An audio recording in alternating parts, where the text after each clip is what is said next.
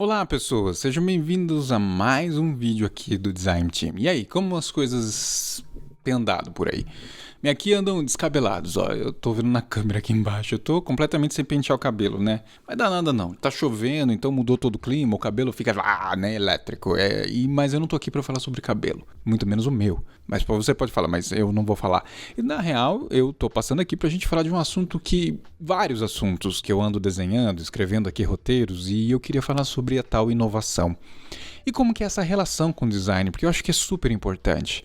E não vai ficar só nesse vídeo, tá? Eu prometo, não vai ficar só nesse vídeo aqui, onde eu tô trazendo essa visão introdutória. Depois eu vou gravar algo que realmente vai avançar nessa conversa, eu prometo. Prometo mesmo. Mas, antes da gente começar o vídeo, você já se inscreveu no Design Team?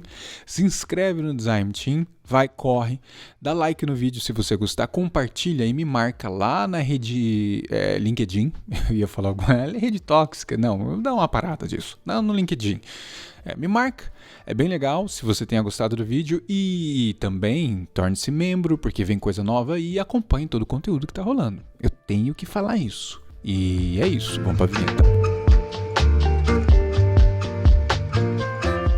O que é uma simbiose? Vamos lá, vamos pensar aqui comigo.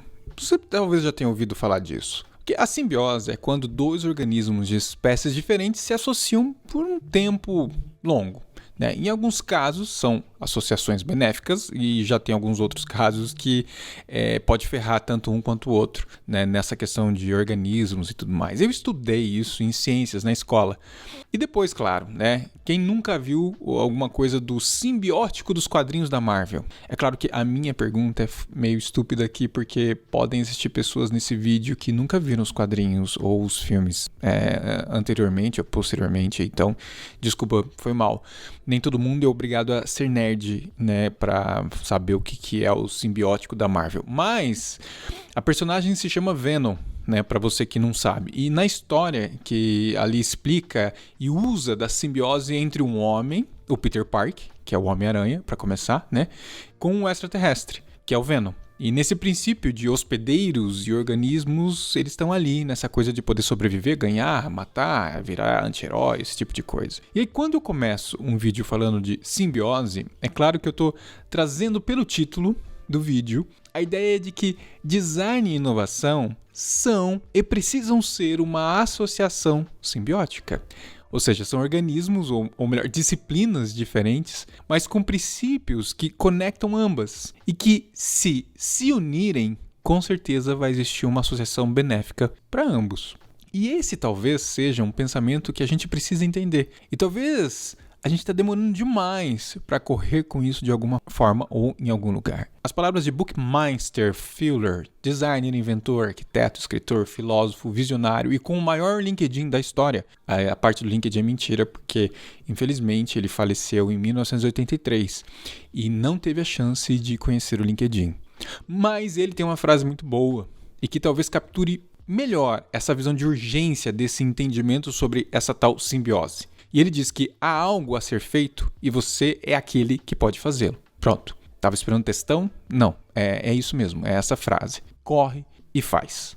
Mas essa urgência tem um sentido. Existem meios onde o design pode alcançar alçadas, voo, que algumas vezes ficam ali batendo a cabeça e a gente não sabe, como pessoas de design, como desenrolar design. E um dos possíveis meios implica em abraçar plenamente a confluência de design e inovação, para justamente permitir que a inovação conduza à estratégia corporativa e também, talvez, às operações e talvez alcance a cultura. Porque, no final, não se trata apenas de sobrevivência, mas de uma questão de legado. Claramente, a gente pode pensar que design sozinho, em algumas culturas corporativas, não alcança camadas que parecem que já estão, de alguma forma, fincadas com muito concreto.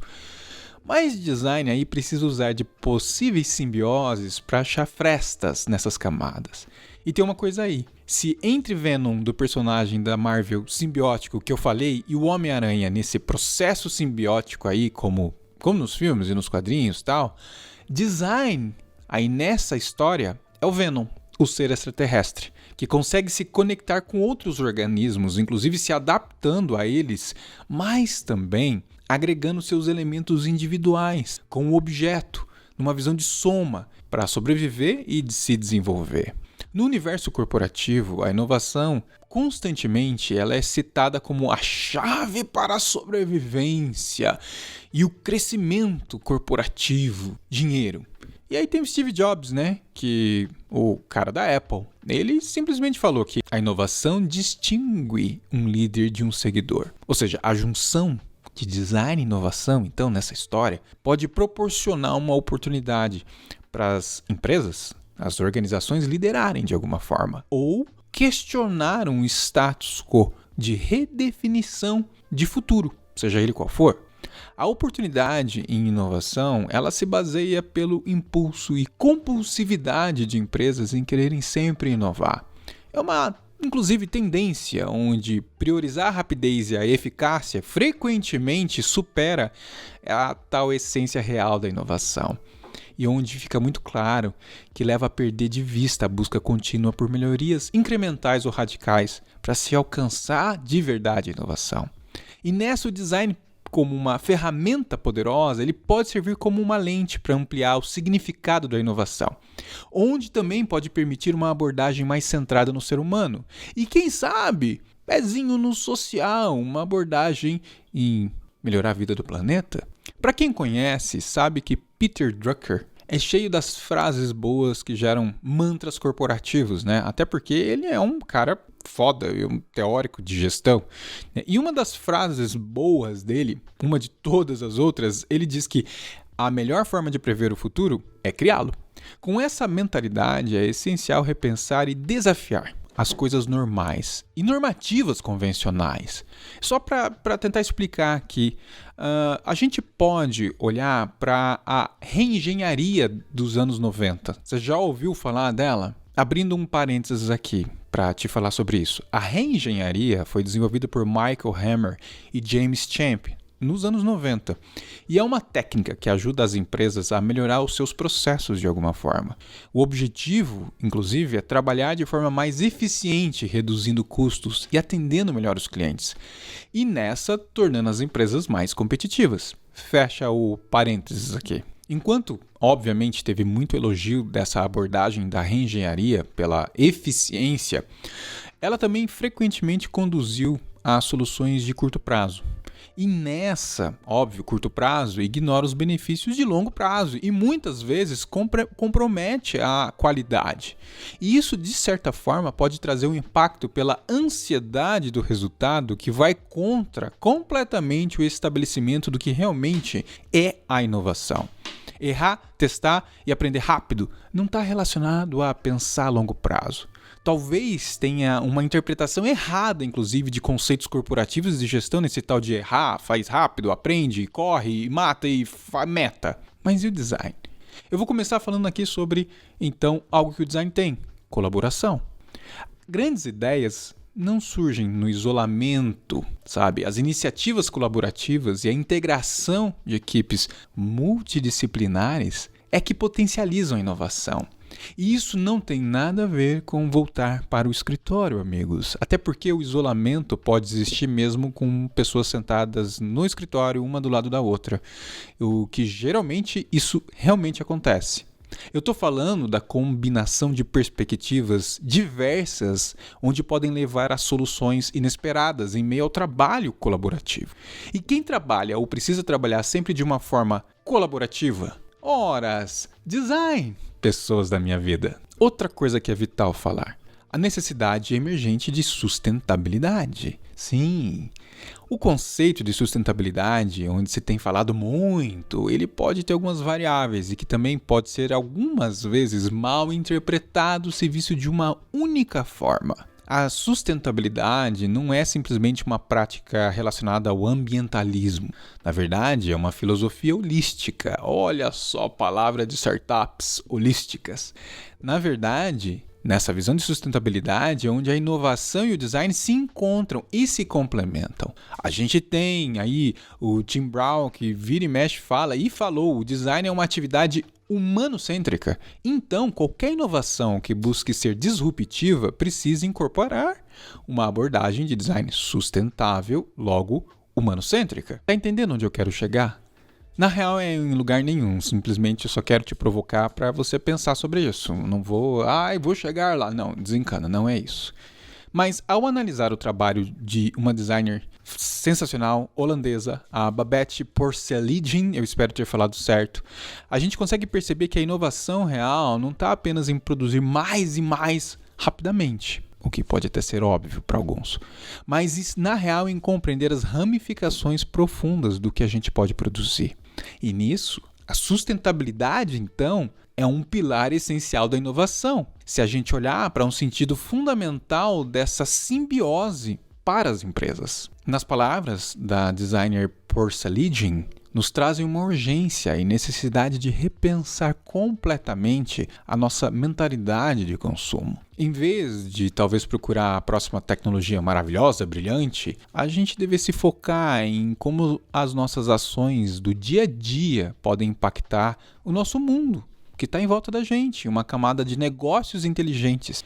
E aí é que estamos falando de inovação e design servindo como meio para alcançar essa visão, afinal de contas. Buckminster Fuller tem outra frase para nossas placas de caminhão aqui.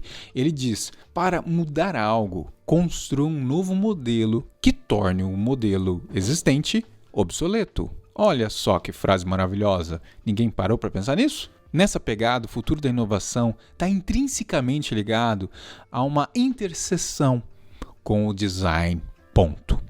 Se design precisa alcançar algo, um dos meios é através de um desenvolvimento de uma visão avançada, muito avançada, sobre como o design pode realmente assumir e facilitar os meios para essa visão de inovação.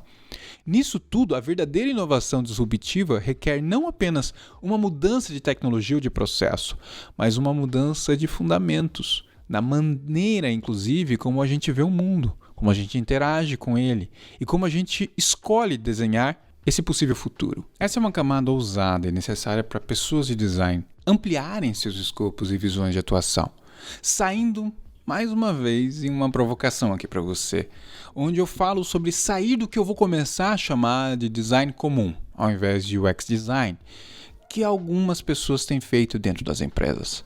Até porque não é UX, é o design comum. E onde, inclusive, corre riscos tremendos das inteligências artificiais aprenderem também e entregar esse design comum.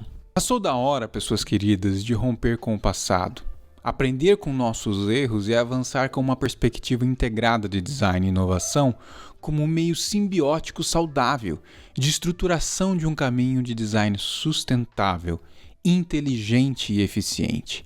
E que por esperança, talvez utópica ou não, a gente pode colocar o ser humano e talvez o planeta em primeiro lugar.